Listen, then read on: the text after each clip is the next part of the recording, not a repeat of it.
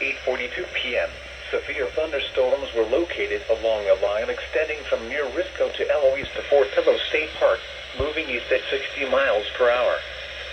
Hazard, 60 miles per hour wind gusts. This is a radar-indicated threat. Impact, expect damage to roofs, siding, and trees.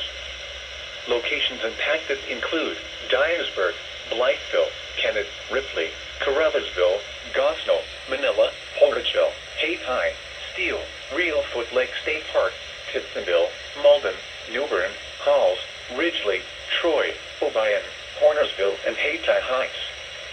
Repeating, a severe thunderstorm warning remains in effect until 9 p.m. for the following counties: Dunklin, Missouri, and Obion, Tennessee.